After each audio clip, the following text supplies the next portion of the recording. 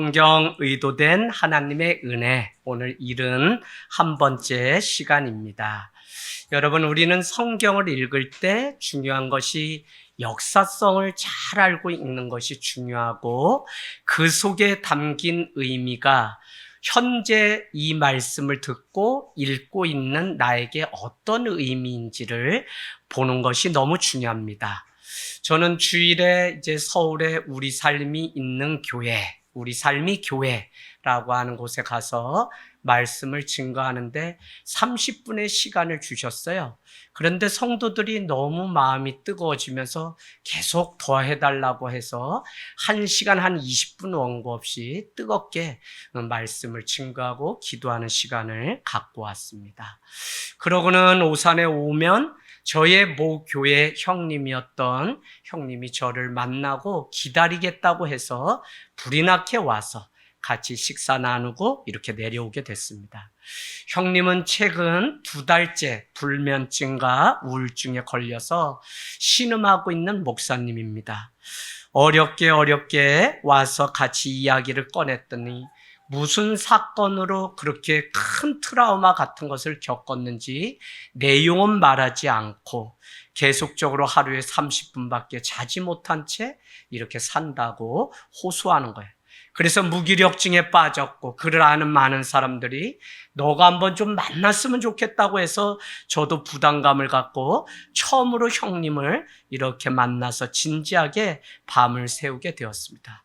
특별히 30분밖에 자지 않아도 2달째 살게 되었기 때문에 나도 피곤한데 여차하면 내가 30분밖에 또 자지 못하는 거 아닌가 하는 생각이 들었어요. 완전히 초췌해서 오산까지 찾아왔는데 몰골이 말이 아닙니다. 제가 우리 형님에게 2사람의 이야기를 드렸습니다. 하나는 폴 트립의 경애라고 하는 책의 이야기, 하나는 팀 켈러 목사님이 이야기했던 내용을 말씀드렸습니다. 우리가 살아가면서 만나는 많은 인간관계, 설키고 얽혀서 그 복잡함 속에 내 마음을 빼앗기고 때로는 그것이 큰 충격이 되어서 이와 같이 우울증과 불면증에 시달릴 수 있는 일들이 많이 있다는 것입니다. 그럼에도 불구하고 폴 트립의 경애라고 하는 책에는 인간 살아가는 많은 문제는 이 땅에 살아가는 인간의 문제나 육체적인 문제가 아니라 우리가 하나님만을 경외하지 않기 때문에 생기는 문제입니다라고 그렇게 말을 합니다. 여러분, 로마서 1장 한번 가보세요. 로마서 1장에 이야기하기를 이렇게 말하고 있습니다. 로마서 1장 25절, 1장 25절. 이는 그들이 하나님의 진리를 거짓 것으로 바꾸어 피조물을 조물주보다 더 경배하고 섬깁니다. 주는 곧 영원히 찬송할 이시로다. 아멘. 아멘. 그러니까 경외가 창조주 하나님을 경외하는 것인데, 많은 문제는 창조주보다, 조물주보다 피조물, 하나님의 손길을 통하여 만든 그것을 더 경외하기 때문에 오늘 이와 같은 문제가 생겼다는 것입니다.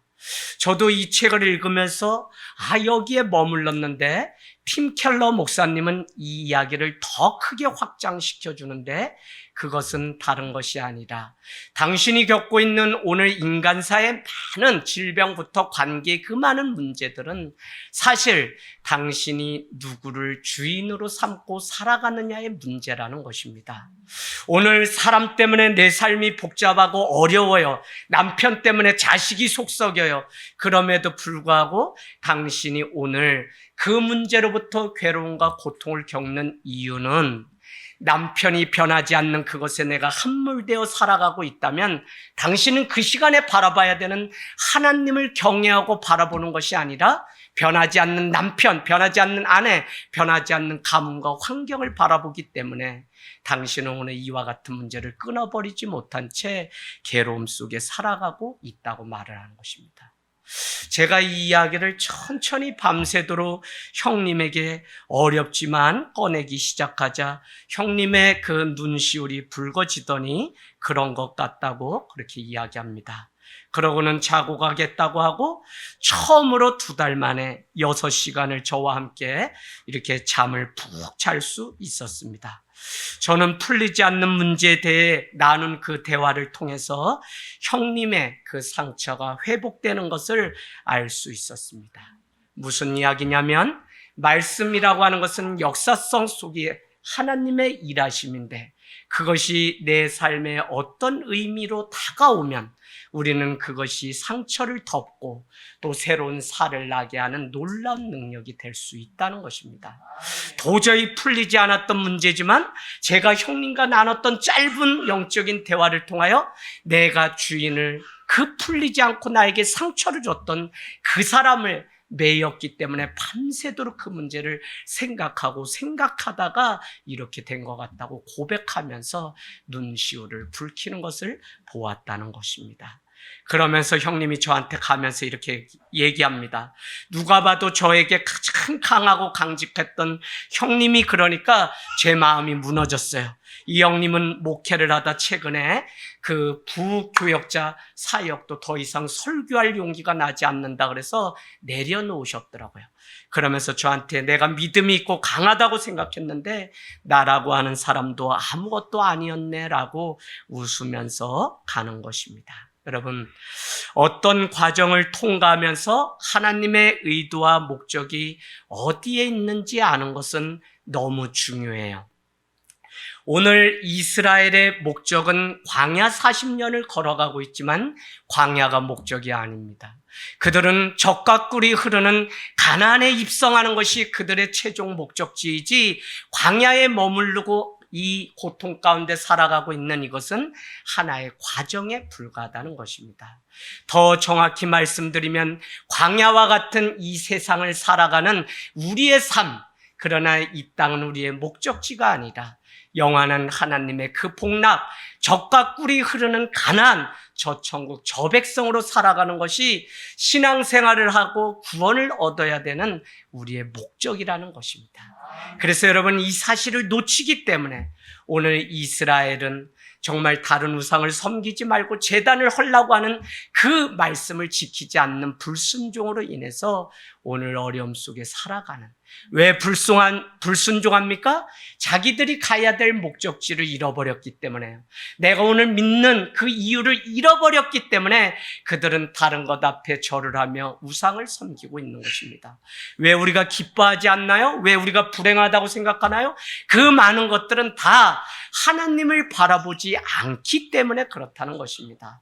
나의 눈물을 씻어주고 이 고통과 괴로움에서 벗어나게 해주실 하나님을 안다면 오늘 이 땅에 살아가는 모든 과정은 다 과정일 뿐 이 광야가 영원한 것이 아니라는 사실을 우리는 믿음의 눈으로 볼 수 있는 줄로 믿습니다.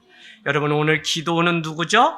6장 28절 가보세요. 6장 28절 지난주에 다 보지 않고 마쳤습니다. 6장 28절 기드온에게 여호와의 사자 하나님이 나타나서 명령하기를 바알 제단을 파괴하고 아세라를 찢고 너는 새로운 하나님의 제단을 쌓으라고 했는데 28절에 보니까 그와 같이 명령에 순종해서 그들 그 땅에 있는 미디안 사람들이 섬기던 아세라 목상과 바알 신상을 다 부시고 그곳에 여호와를 위한 제단을 쌓았다는 것입니다.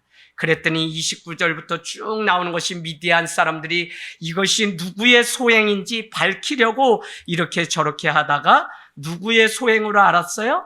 바로 요아스의 아들 기드온이 그 일을 저질렀다는 사실을 29절에 보니까 알게 된 것입니다. 그래서 성읍 사람들은 이제 바알과 아세라 목상의 그 진노가 그 땅에 임할 것을 알고 오늘 기드온 당사자를 죽이려고 해하려고 했다는 것입니다. 그때 아버지 요아스에게 번뜩이는 지혜가 무엇이었냐면 이렇게 얘기합니다. 31절, 32절 뭐라고요?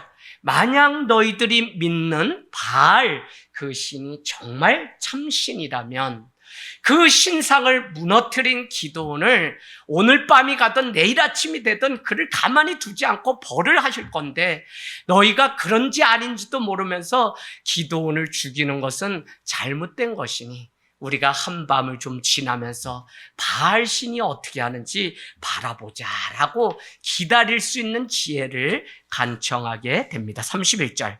그래서 기드온을 죽이려고 하지 말고 그렇게 기다리자고 하는 이것. 그래서 기드온의 강단 있는 그 믿음과 아버지 요아스의 지혜가 돋보이는 장면이죠.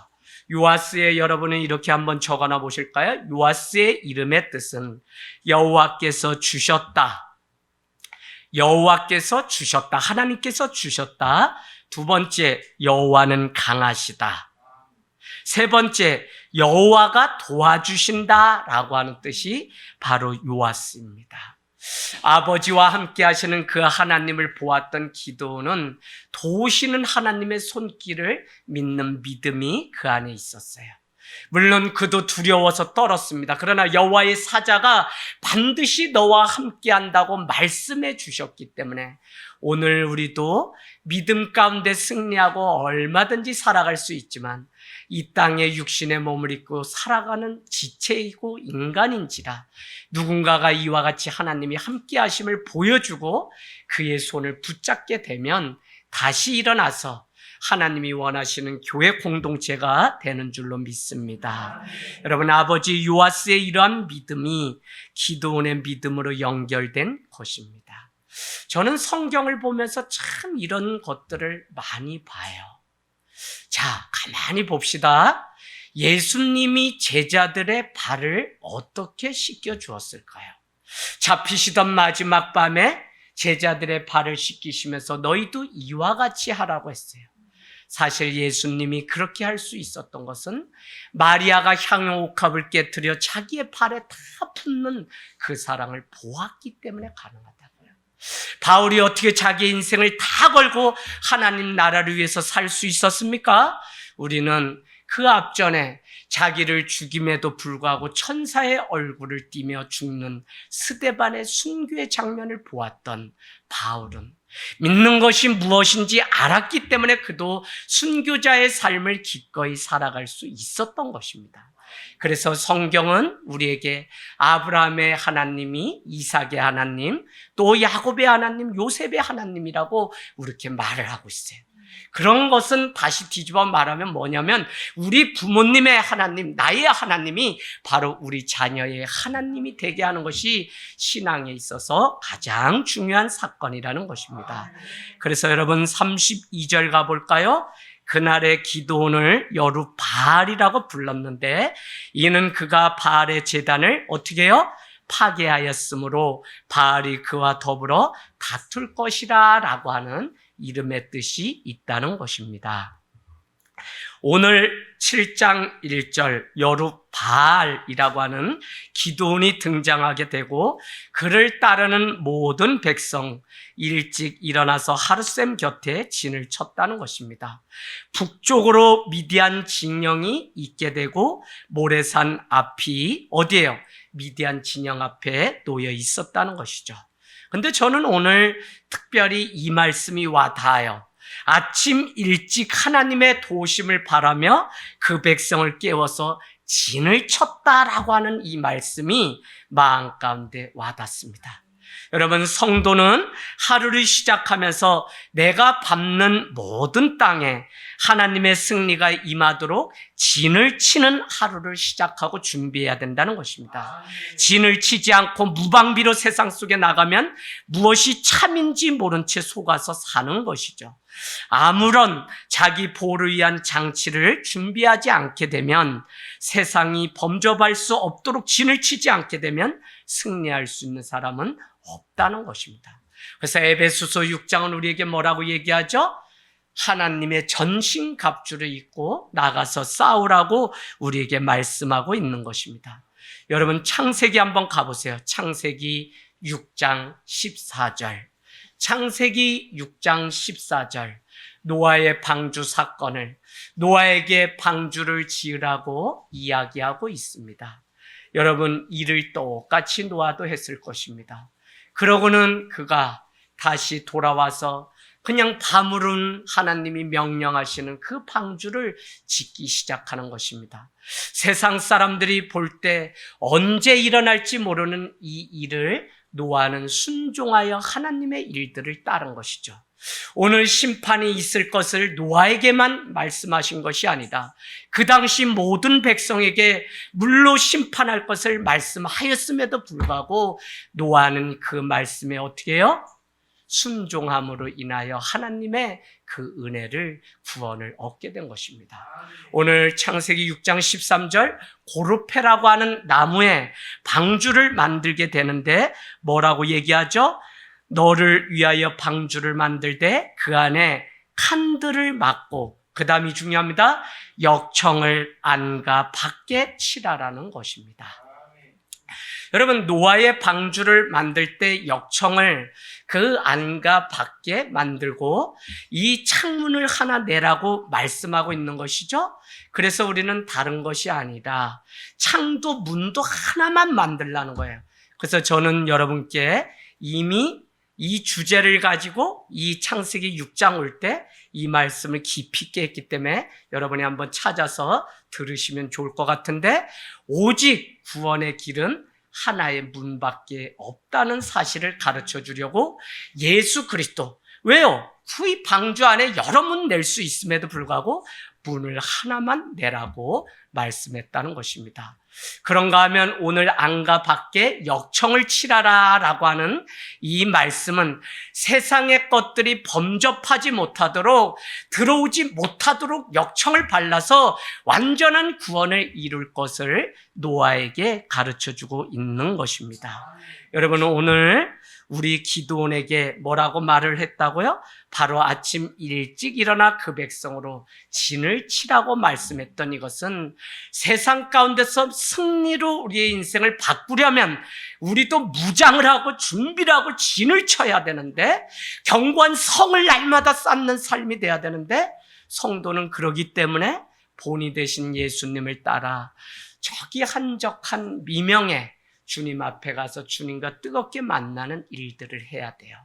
그 광야길을 아무리 오랫동안 걸어도 아브라함의 인생을 계속적으로 한 대목이 끝날 때마다 탁탁 이렇게 우리에게 나오는 말씀이 무엇이냐면, 아브라함은 헤브론 마물의 수풀에 여호와를 위하여 제단을 쌓았다라고 하는 그 말씀이 계속적으로 창세기를 읽다 보면 등장하게 됩니다. 여호와 앞에 제단을 쌓았기 때문에 그는 많은 실수가 있고 그는 많은 어려움이 있었지만 우리는 그의 인생을 향하여 믿음의 조상이라고 말을 하고 있는 것입니다. 여러분, 모두가 다 잠들어도 우린 믿는 자는 시대를 분별하며 깨어 있어야 된다는 것입니다. 세상의 거짓됨을 분별하지 못하고 하나님의 이름을 파는 자들, 특별히 오늘날 벌써 왔습니다. 거짓 선지자들을 책망하였던 역사서의 많은 이 역사서와 예언서들을 보면 결국은 지도자들이 썼고 결국은 앞에 있는 자들이 썩은 것을 우리는 모르기 때문에 여전히 시대를 분별하지 못하고 따라가서 예수의 이름을 파는 자들에게 자기의 영혼을 빼앗기는 일들이 얼마나 많이 일어나는지 몰라요. 소돔과 고모라 성이 우리에게 주는 교훈은 큽니다.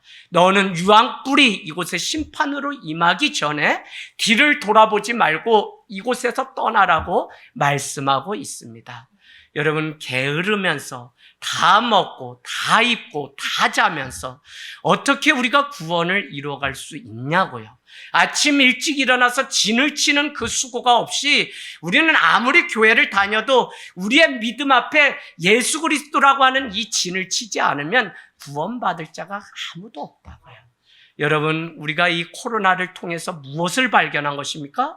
다 믿음 있는 줄 알고 다 예수의 보혈로 옷 입었는 줄 알았는데 그렇지 않은 한국교회를 우리는 본 것입니다.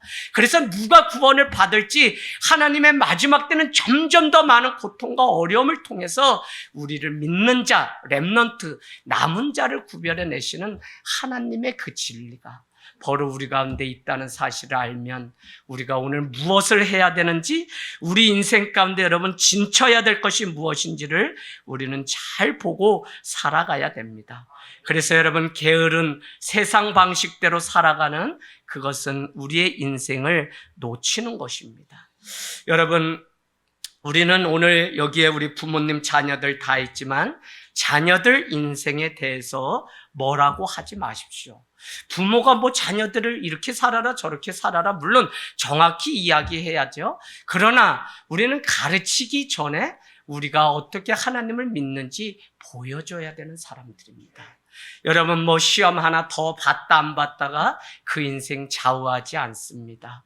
그리고 여러분, 자녀들 인생 보면 여러분 무슨 법칙이 있어요? 유전자의 법칙이 있어요. 제 아이의 꼬락서니를 보면 사실은 그 부모, 유전 받은 그 부모의 아버지인지 어머한테 그 받은 거지 뭘 자녀를 그렇게 뭐라고 하세요. 그냥 내가 이제라도 잘 믿음으로 살아가는 것이 무엇인지 보여주면 자녀는 반드시 따라오게 되어 있습니다. 여러분, 저도 우리 아이들이 있어요. 때로는 신앙적인 거 가지고 갈등하고, 때로는 제가 말하는 이것이 강요처럼 들려질 때도 있습니다. 그럼에도 불구하고 보여주면 마지막에 자기들이 어떻게 살아가야 되는지 깨닫기 때문에 저는 그냥 앞에 서서 우리가 어떻게 살아가야 되는지, 진치는 삶이 무엇인지 보여주면 된다는 믿음이 있습니다. 하나님이 일하시는 방식을 우리는 오늘 배우게 되는데 7장 2절로 가보세요. 7장 2절에 갔더니 기드온을 따르는 사람이 적었다 많았다. 많았다는 것입니다. 숫자가 많으면 하나님도 미디안 사람들을 그들에게 넘겨주지 않겠다고 말씀하고 있습니다. 왜냐하면 그들이 하나님이 일을 행하셨다고 자랑해야 되는데 그것이 아니라 우리가 숫자가 많으니까 당연히 이겼다고 하면서 자기의 능력을 자랑할 수 있게 되기 때문에 하나님은 오늘 많은 숫자를 거부하였다는 것입니다. 그러면서 우리의 싸움이 어디로부터 오는지를 우리는 배워야 되는데, 저는 여러분 사도행전 3장의 말씀이 늘 마음에 와닿아요. 은과 금은 내게 없거니와 나사렛 예수 그리스도의 이름으로 일어나 걸으라고 하는 이 말씀이 얼마나 중요한지. 교회와 성도의 싸움은 나사렛 예수 그리스도의 이름으로 하는 싸움이지, 자기가 가진 은과 금을 자랑하면 그곳은 썩어서 더 이상 승리가 아니라 설령 지금 승리한 것 같아도 그것이 교만이 되고 완전히 패망의 길로 가는 많은 일들을 세상 속에서 보게 됩니다. 그래서 오늘 여호와 하나님만 의지하게 하려고 어떻게 해요? 그 숫자를 줄일 것을 우리에게 명령하죠. 이것은 고린도후서 1장에 이미 등장하죠. 10절 11절에 내가 아시아에서 당한 환난을 모르지 않을 텐데 나는 매도 맞고 뭐도 하고 뭐도 했는데, 이 사실은 다 하나님이 어떻게 나를 의지하지 않고 정말 사망 가운데서 구원하신 하나님만 의지하게 하려고 이와 같이 나에게 행하셨다고 고린도후서 1장 11절에 말씀하고 있는 것을 우리는 볼 수 있습니다. 그러니까 하나님의 관심 무엇이냐? 이 일을 했다 안 했다가 아니라 오늘 나의 능력을 자랑할 것인지 아니면 하나님의 능력을 자랑할 것인지 우리에게. 목사님, 간증이 어려워요? 힘들어요? 아니, 간단해요. 예수 그리스도께서 하신 일만 드러내면. 근데 어떻게 해요? 제가 하나님 손에 뭐가 있다 그랬죠? 주머니 속에? 야, 그래도 하루라도 더 들으신 분이 낫다, 그죠? 바늘. 왜? 콕콕 찌르려고. 왜요?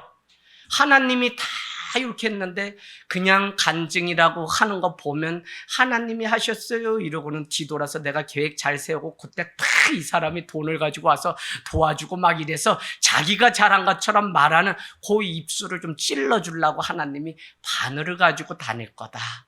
요거는 저 얘기니까 어디 가서 말하지 마세요. 제 이단이라고 또 소리. 나 아주 한국교회는 뭐 유튜브 막 이런 게 어려워요. 막 이런 설교 들으면 인천에 무슨 장로님인데 그냥 하나님이 바늘을 가지고 있는 게 맞냐고 또 막 이렇게 하니까 월요일날 좀 쉬려 그러다가 괜히 듣지 말아야 돼. 그 또 말씀 그 부분에 꽂혀서 또 질문을 막 하시고, 목사님 이스라엘 성지 제가 열 몇 번 다녔는데 그럼 다녀왔으면 됐지. 제가 설교할 때 이스라엘 소개하는 게 또 틀렸다고 또 저를 가르쳐 준다고 집사님이, 또 보니까 무슨 여행사 사장님이, 나 월요일날 전화 오는 게 무서워 죽겠어요. 그래서 설교를 잘해야 되는데, 여러분 그렇다는 얘기지. 그걸 뭐 또 예수님 반을 가지고 그냥 지자랑하면 막 찔른다, 그거는 또 아니지, 그죠? 편사르 집사님, 집사님 조심해야 되는데 잘 들으셔야 돼. 자, 그래서 여러분, 오늘 하나님의 일하시는 방식은 오늘 말씀 제목과 같이 나의 계산과 하나님의 계산은 참 달라요. 그 중에 하나가 나는 은과 금을 가지고 자랑할 수 있지만 하나님은 그러신 분이 아니라 오직 예수 그리스도께서 행하셨다라고 하는 사실만 드러내기를 원하시고 있다는 것입니다. 그래서 3절에 가보세요. 뭐라고 말씀하시냐면, 너는 가서 백성의 귀에 외쳐 누구든지 두려워 떠는 자는 길리앗 산을 떠나서 돌아가라고 얘기하라는 것입니다. 그랬더니 결론은 이에 돌아간 백성은 22,000명, 또 남은 자는 10,000명이 그곳에 남았다는 것입니다. 하나님은 사람이 아니라 하나님을 자랑하는 이스라엘 백성이 되기를 바라기 때문에 광야도 주셨고, 오늘 지혜로운 하나님의 백성들을 구분해내려고 4절 말씀에 보니까 이렇게 말씀합니다. 너는 지금 10,000명의 사람들이 남았는데 그들을 데리고 물가로 내려가라는 거예요. 아니, 하나님이 뭐 어떻게 하시려고 하나 했더니 그 뭐라고 얘기하죠? 7장 뭐를 하겠다는 거예요? 4장 중간에 보니까 물가로 내려가라, 거기서 내가 너를 위하여 그들을 뭐요? 시험하리라. 시험은 템프테이션이 아니라 테스트, 시험 보는 거예요. 중간고사, 기말고사. 무슨 시험이죠? 믿음 시험. 믿음이 있는지 없는지, 믿음이 참인지 아닌지를 테스트하는데, 요게 참 재밌어요. 그들을 데리고 물가로 내려가서 시험 문제를 낼 텐데, 물가에서 시험을 냈을 때 기둥과 영원히 함께 갈 사람과 가지 않아야 될 사람들을 내가 따로 세워서 다 일할 테니 너는 일단 그 백성 10,000명을 데리고 물가로 가라는 것입니다. 여러분, 저는 우리가 살아가는 모든 과정이 이 땅에 살아가는 동안은 다 믿음의 테스트예요. 오늘 예배에 나올 것인지 아닌지도 믿음의 시험입니다. 내가 다 어렵죠. 힘들죠. 예배할 수 없죠. 그럼에도 불구하고 창세기 22장 5절은 사환들아 너희는 여기 있어라. 나와 이삭은 저기 모리아산에 가서 뭐를 하고 오겠다? 예배를 하고 오겠다. 아브라함의 믿음은 하나님이 자기를 시험하는 것이 100세에 얻은 그 아들일지라도 나를 예배할지 않을지에 대한 시험으로 그는 알았기 때문에 기꺼이 그 아들을 드리겠다고 하는 믿음이 그에게 있었던 것이지, 여러분 지금 하나님이 시험하시는데 이 시험을 왜 주시는지를 모르면 못 풀어요. 연구가 다른 게 연구가 아니에요. 사후정이 다른 게 사후정이 아니라 문제를 냈는데 이 문제 자체를 이해를 못 하는데요. 그러면 뭐 찍는 것밖에 없죠. 그래도 우리가 같이 기도를 막 시험 전날 우리 미송이가 왔길래 그래도 제가 다음날 영어를 본다 그래서 그래도 하나님 영어 방언을 주시려거든 영어를 주세요 하고 저녁에 기도를 했어요. 근데 그 다음날 미송이가 안 나타나. 답도 없고.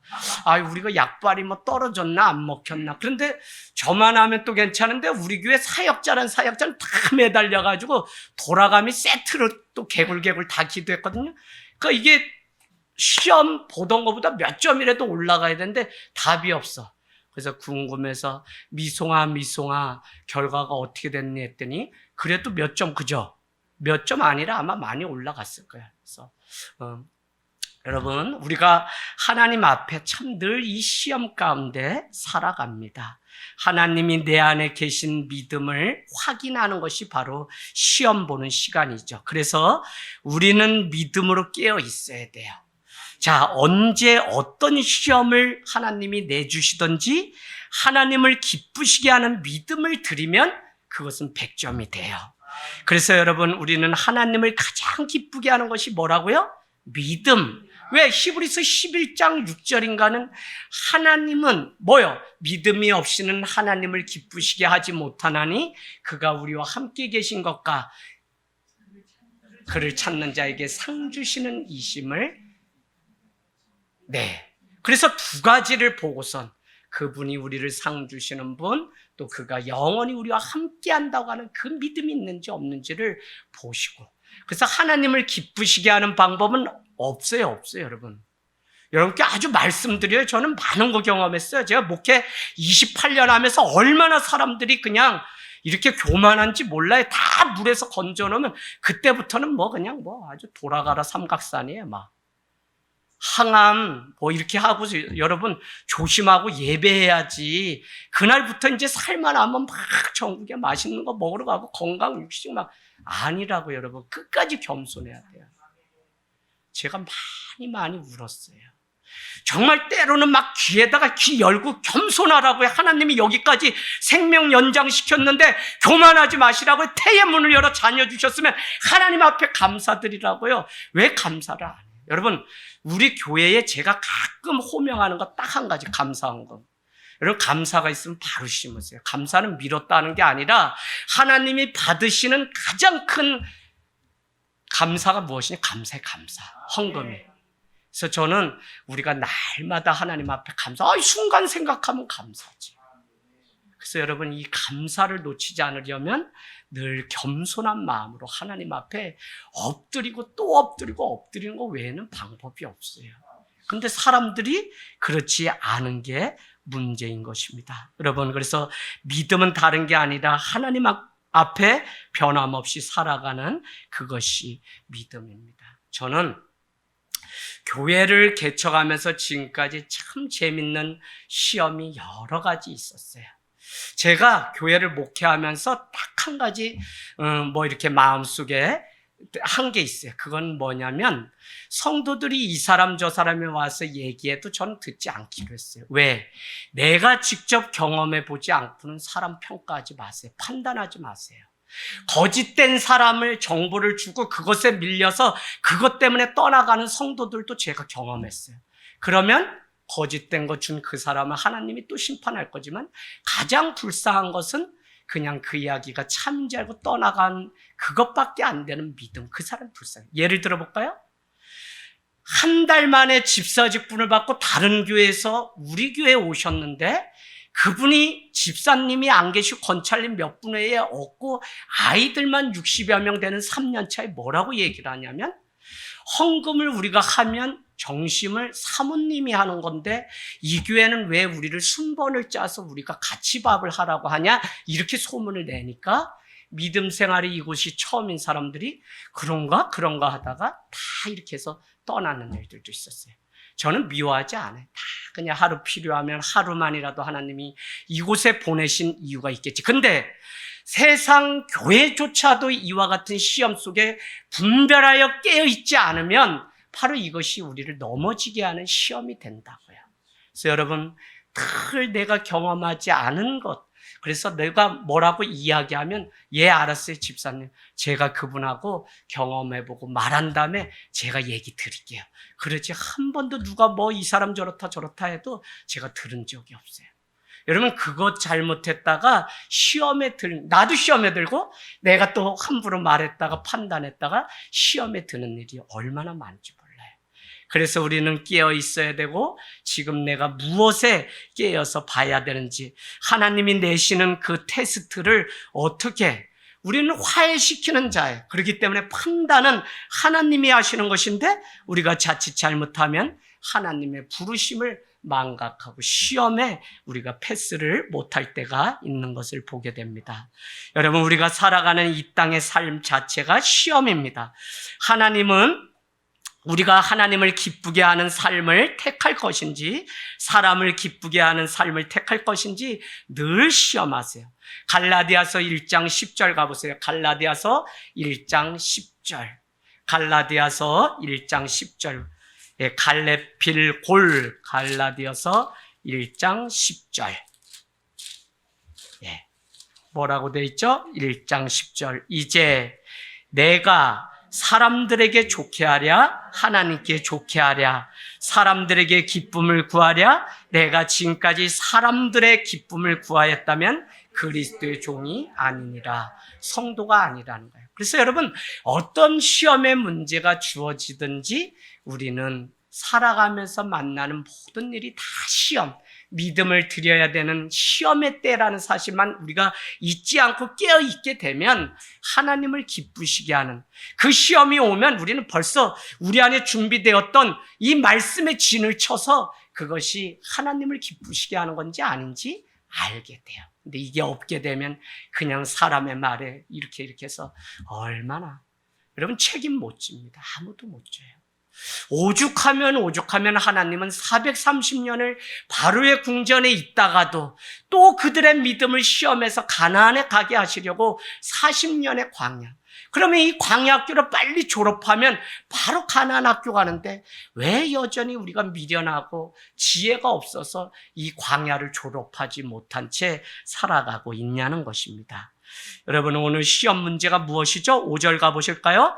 물가로 백성들을 이끌어가서 첫 번째 물을 마시게 하라는 거죠. 제 이거 아주 너무 재밌었어요. 물을 마시게 하라는 거예요. 그러면 두 가지 부류가 있을 건데, 첫 번째 부류, 개가 물을 핥아 먹는 것처럼 어떻게 해요? 혀로 물을 핥는 자들이 있으면 그들을 따로. 그들에게 특징은 뭐죠? 무릎을 꿇었다, 안 꿇었다? 꿇지 않았다는 거예요. 자, 두 번째는 이런 부류가 있는데, 두 번째 부류는 뭐냐면 무릎을 완전히 꿇어서 그 물을 그냥 아주 벌컥벌컥 막 먹으면서 하는 사람들은 또 따로 세우라는 거예요. 이해되세요? 손으로 움켜서 또 해석을 하죠. 그 아래 보니까 뭐라고 돼 있냐면 7장 7절. 네, 6절. 손으로 움켜 입에 대고 핥는 자는 얼마? 300명. 무릎을 꿇고서 물 먹고 싶은 만큼 배 채우는 사람은 몇 명? 그 나머지 사람들. 그러면 생각해 보세요. 이게 무슨 의미가 있어요? 우리는 결국 기도원의 300명의 용사를 이렇게 손으로 핥아서 먹고 그냥 있는 자들. 무슨 의미죠? 지금 이들은 미디안과의 싸움을 눈앞에 두고 있는 자들입니다. 전쟁 가운데 나가는 군사는 디모데 전서, 이게 우리에게 뭐라고 말씀하시냐면 하나님의 군사로 모집된 자는 어떻게 하라는 거예요? 자기 생활에 얽매이지 말고 경계하는 자는 법대로 하라고 얘기해요. 그러면서 우리가 끝까지 달려가면 우리에게 생명의 면류관을 준다고 하는 것이 디모데 전후서가 우리에게 주는 것입니다. 군사는 자기의 일에 얽매이지 않고 하나님의 군사는 그냥 하나님의 일이 우선이어야 돼요. 그럼 여러분 이해하시겠죠?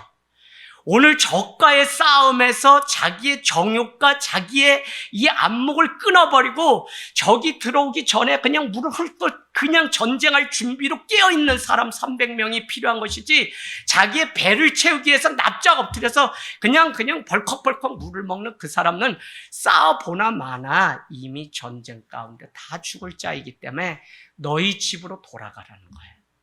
여러분, 이게 뭐죠? 깨어있는 거예요. 경건은 여러분 다른 것이 아니라 경건, 콰이트 타임, 우리가 아침에 큐티하죠? 경건의 원 의미는 뭐냐면 깨어있다는 뜻이에요. 깨어있다. 누가 경건한 자예요? 깨어있는 자. 누가 거룩한 자입니까? 깨어있는 자. 그래서 여러분, 이 깨어있는 자를 하나님은 찾으시는데 그 사람들이 누구였죠? 아침 일찍 일어나 미디하는 그 백성들과 함께 진을 치던 자들이 바로 경건하고 깨어있는 자입니다. 그래서 여러분, 32,000명의 백성들 중에 22,000명은 가고 10,000명이 남았는데 10,000명도 숫자가 너무 많은데 그들을 왜 다 데리고 싸우러 가지 않았느냐? 하나님이 하신 게 아니라 자기들이 해서 했다라고 말할까봐 하나님은 사람을 또 분별하는데 그 용사, 모집된 군사를 먹기 위해서 물가로 데려가서 두 가지 부류로 따로 세워요. 마치 양과 염소는 같을 수 없고 좁은 길을 간 사람과 넓은 길을 간 사람은 같은 길에서 만나는 게 아닙니다. 알곡과 쭉정이는 달라요. 우리가 뭐라 그래요? 키질 하면은 뭐요? 그냥 쭉정이는 날아가는 것이죠. 양과 염소. 여러분 다 구분해서 따로따로 세우는 것이지 같지 않아요. 지금은 다 똑같은 것 같지만 손으로 싸울 준비를 하고 늘 깨어서 하나님이 부르시면 그냥 돌격 앞으로 할 군사와 자기의 배를 채우고 그냥 여기가 좋사오니 하는 사람의 삶은 완전히 다른 것입니다. 그래서 오늘 기드온의 300명의 그 용사가를 제외하고는 나머지는 다 자기의 처소로 돌려보냈던 것을 우리는 알 수 있습니다. 엎드려서 무릎을 꿇고 엎드린 사람은 싸울 준비도 안 하고 총칼을 다 빼놓고 투구도 벗어놓고 무장해제해서 자기가 먹고 싶은 거 충분히 먹고 그렇게 살아가는 사람이죠. 우리 믿는 군사는 누구냐면 세상에서 내가 다 누리지 못하고 불편해도 하나님의 음성 그 부르심 때문에 기꺼이 달려갈 수 있는 사람이 하나님의 군사입니다. 할렐루야. 그래서 여러분 오늘 그 사람인지 아닌지를 보시려고 하나님은 여러분 시험이 하나님이 어떤 시험을 주셨는지 왜 주셨는지 깨어 있는 것도 중요해요. 두 번째는 뭐죠? 하나님이 어떤 사람을 부르시는지 택하시는지를 아는 것은 더 중요해요. 다시 말씀드리면 하나님이 사용하는 그릇은 어떤 그릇인지 아는 게 중요해요. 다 사용되는 그릇이 아니라는 사실입니다. 하나님의 음성이 들립니다. 지금 무엇을 해야 하는지 모르는 사람은 기도할 수 없죠. 지금 중요한 것이 무엇인지 성도의 위치를 망각하면 아무것도 할 수 없는 세상이 왔습니다. 그냥 두고 가는 수밖에 없죠. 하나님의 사랑이 많으신 분이지만 구원하시기 위해서 선택받지 못한 백성은 그대로 두세요. 그러면 하나님은 그들을 버린 것이냐? 아니요. 그들이 깨닫고 다시 구원의 길로 오시도록. 그러나 그 과정 통해서 고통의 그 문을 통과해야만 그들은 주님의 편으로 돌아올 수가 있어요. 그게 뭐죠? 바로 광야 40년이에요. 하나님이 일주일이면 갈 수 있는 거리지만 40년을 또 뺑뺑이 돌렸던 그것의 의미를 우리는 잘 아셔야 돼요.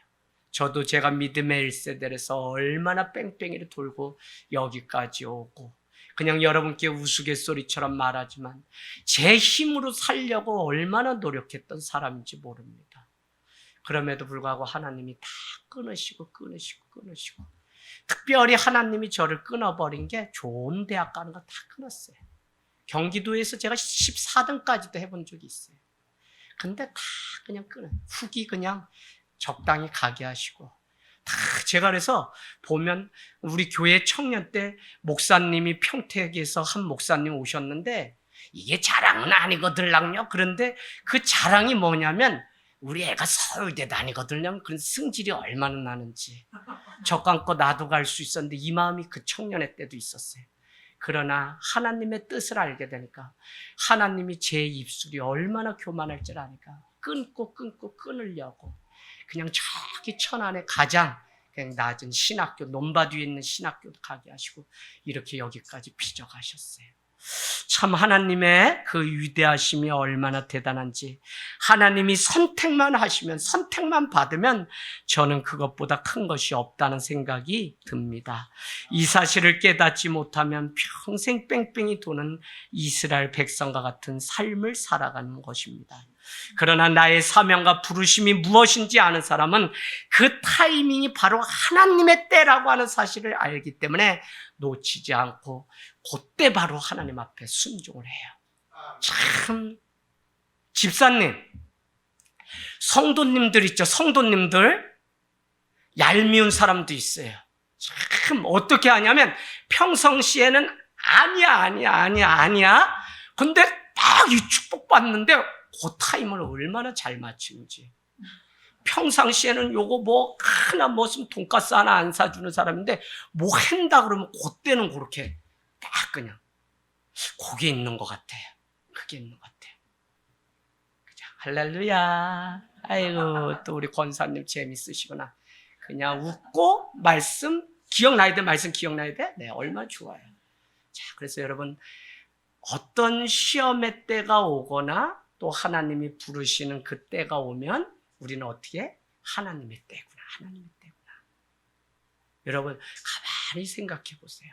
다 잠들었어. 다 잠들었어요. 오늘 참으로 살아가면서 하나님의 일들은 언제 일어나면 고요하고 잠잠한 저녁에 하나님의 음성이 들리는 것을 보게 됩니다. 오늘 우리에게 말씀이 뭐라고 얘기하죠? 사사기 7장에 그 밤에 9절 가세요. 그 밤에 여호와께서 기드온에게 이르시되 일어나 너는 미디안 진영으로 내려가라는 것입니다.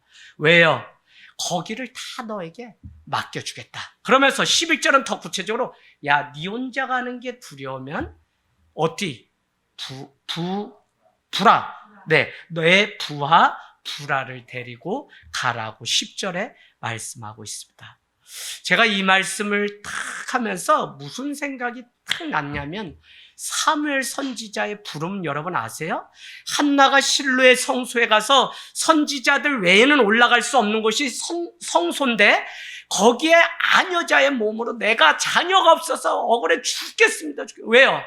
분인나라고 하는 두 번째 부인은 애를 낳고 이 한나를 막 멸시하는 게 너무 괴로워서 성소, 실로라고 하는 성소가 큰 곳인데 그곳에 올라가서 막 하나님 앞에 떼를 썼더니 하나님이 태의 문을 여셔서 사무엘은 하나님께 드리겠다. 주의 성전에서 아예 드리겠다고 그렇게 서언을 하게 되죠.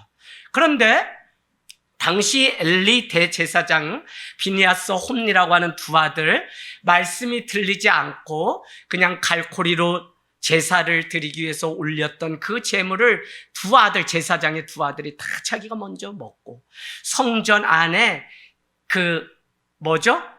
성적으로 문란한 여자들을 데리고 막 하는 일들이 그래서 결국 법궤를 빼앗기는 일들이 일어나게 되죠.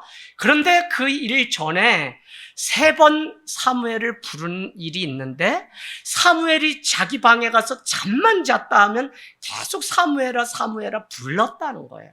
그래서 그는 엘리 대제사장이여 저를 불렀습니까? 아니다. 너 가서 자라.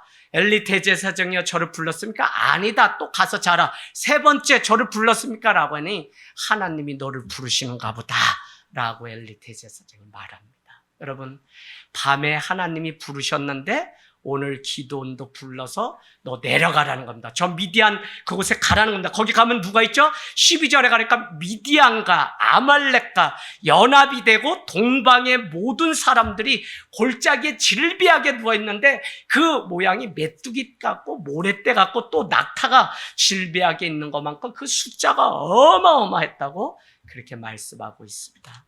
여러분 오늘 하나님은 구체적으로 방법을 알려주신 것이 부와 부라를 데리고 가라. 부라는 당당하다라고 하는 뜻이고 오늘 하나님과 부라는 당당함을 가지고 적군과 싸우러 가게 된 것입니다. 저는 오늘 말씀의 결론이 이것입니다. 그만큼 적이 강하고 많다는 것을 12절 메뚜기, 낙타, 모래알로 비유하고 있지만 그럼에도 불구하고 하나님의 약속은 변함이 없고 하나님의 일하심은 변함이 없고 적이 강하면 하나님의 능력은 더 강할 뿐이고 다만 우리는 이것을 믿고 일하기 시작하면 하나님은 우리 안에 믿음을 보시고 그 일이 하나님의 일이 되게 하신다는 것입니다. 저는 4층에 하늘 채플실을 준비하시면서 하나님이 우리에게 요구하는 것이 믿음이라는 생각을 갖게 돼요. 계속적으로 벌써 몇 달 전부터 이런 주인이 마음이 바뀌고 또 우리도 얘기하지만 뭐 뜨겁게 그렇게까지 기도 안 했어요. 당연히 갈 수 있어요. 근데 뭐 또 사람이 오기로 하면 천장에서 뭐가 떨어지네? 그럼 저거 고쳐야지. 그거 고쳐놨어요. 그래서 이제 월요일부터 공사 들어간다는 거예요. 그랬더니 벽에서 또 물이 새. 이건 뭐냐? 주인 아저씨가 지혜로우셔 벽에다가 시멘트로 화단을 만들었는데 그게 너무 어려워요. 그래서 또 그거 고쳤어. 그랬더니 어느 날 보니까 눈이 좋은 사람은 우리 교회의 최낙도 목사님이 눈이 이렇게 소머지의 눈이라서 얼마나 우린 발견 못해서 천장에서 이 소화기 불나면 이게 있잖아요. 거기서 또 이렇게 가만은 거기서 물이 한 방울씩 떨어지는데 자기가 지나가다 맞았대 또. 그래서 쳐다봤더니 계속 이랬대. 또 입에 이렇게 뭐 내려오고 이래가지고 알았다는 거예요. 그래서 또 그거 고쳐주세요. 계속. 여러분 이번 주부터 한다고 제가 강구했잖아요. 또 오늘 저녁에 비가 이제 쉐리마 부면 또 어디가 새는지 또 확인. 하나님은 우리에게 믿음을 요구하시고 우리의 기도가 싸기를 원하신다는 사실을 깨닫게 되면서 정말 젖과 꿀이 흐르는 가나안으로 들어가기 위해서 온전한 믿음을 먼저 준비하기를 원하시고 만민이 기도하는 집이기 때문에 기도가 차면 하나님이 일하시겠다고 하는 믿음이 생깁니다. 그래서 여러분 정말 뜨겁도록 하나님 비전 또 우리 자녀들이 세워지고 이곳에 마음껏 아이들이 세워질 수 있는 은혜 부어달라고 기도하게 되기를 원합니다.